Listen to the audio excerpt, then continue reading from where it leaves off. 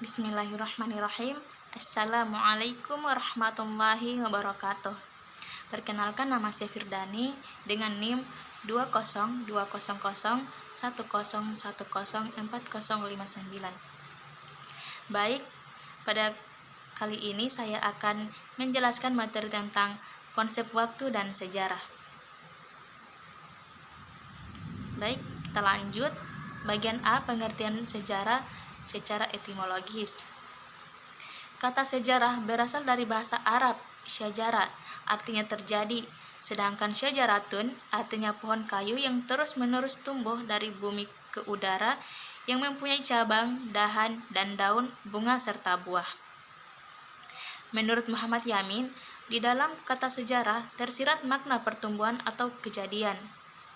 Secara etimologis, makna kata sejarah adalah tumbuh, hidup, berkembang, dan bergerak terus-menerus dan akan berjalan terus sepanjang masa.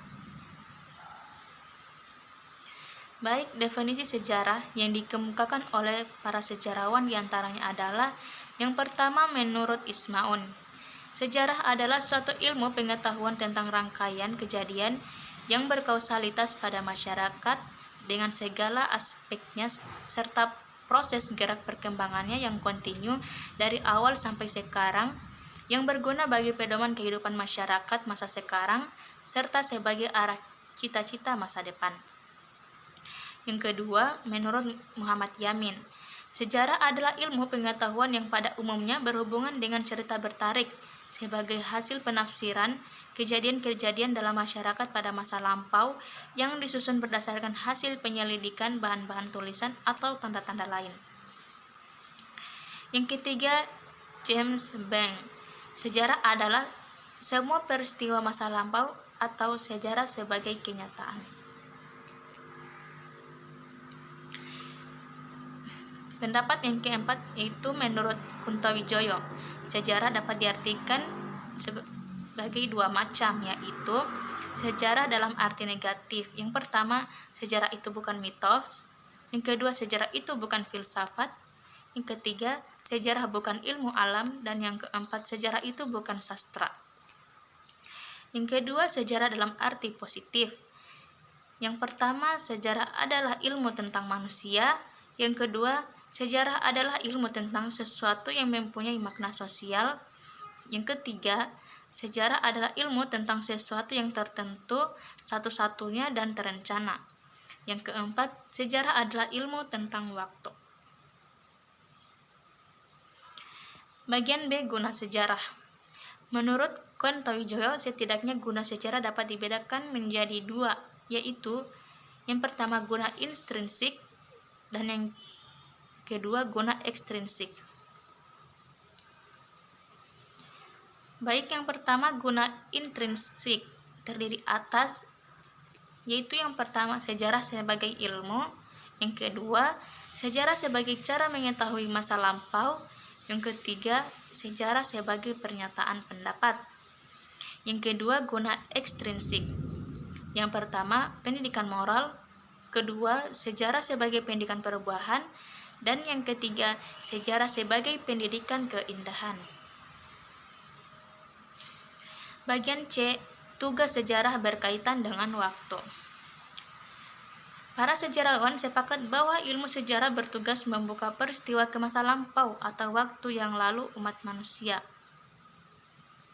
memaparkan kehidupan manusia dalam berbagai aspek kehidupannya dan mengikuti perkembangannya dari masa yang paling tua hingga masa kini.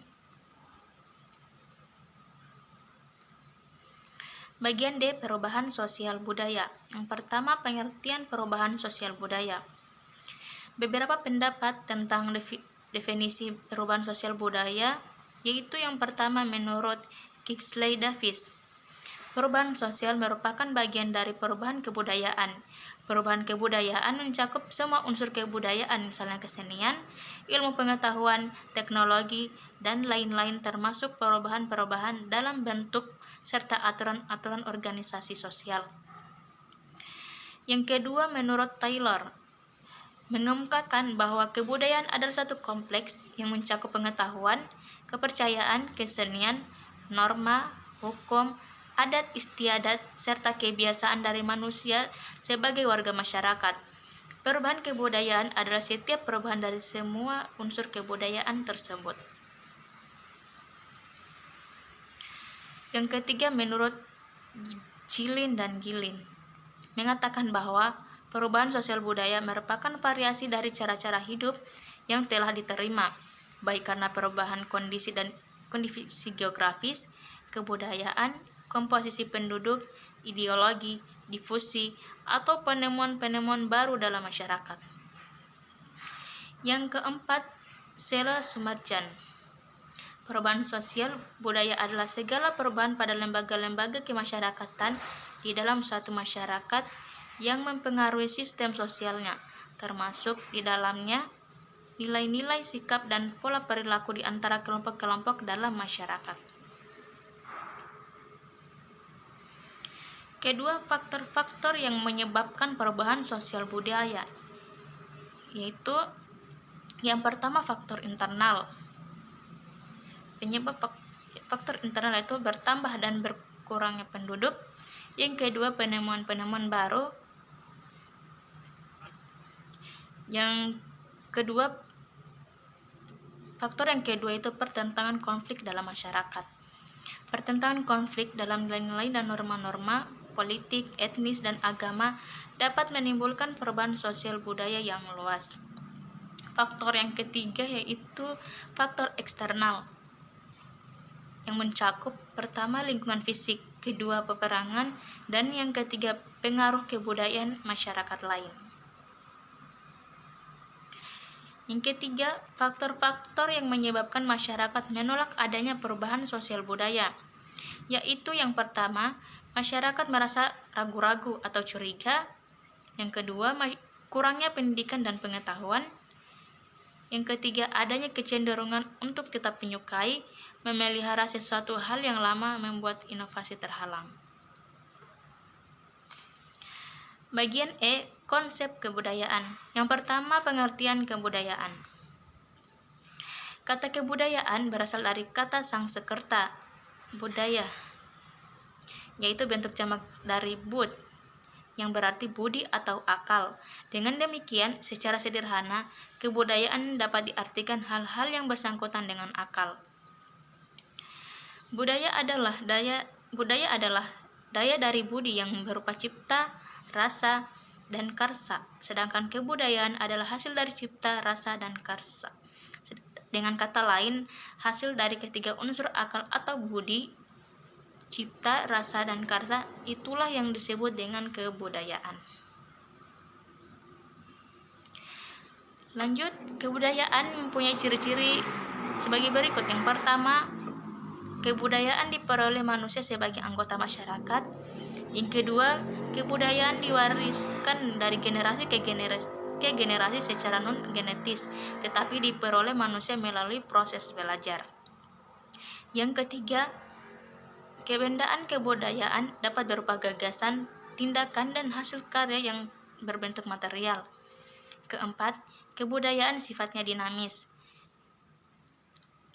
Yang kelima, kebudayaan dibutuhkan oleh manusia untuk menyesuaikan diri dengan lingkungan dan untuk memenuhi berbagai kebutuhan. Yang ketiga, wujud kebudayaan, yaitu yang pertama sistem budaya, yang kedua sistem sosial, dan yang ketiga berupa kebudayaan fisik. Ya, itulah materi yang bisa saya jelaskan. Semoga bermanfaat bagi kita semua. Akhir kata dari saya, wassalamualaikum warahmatullahi wabarakatuh.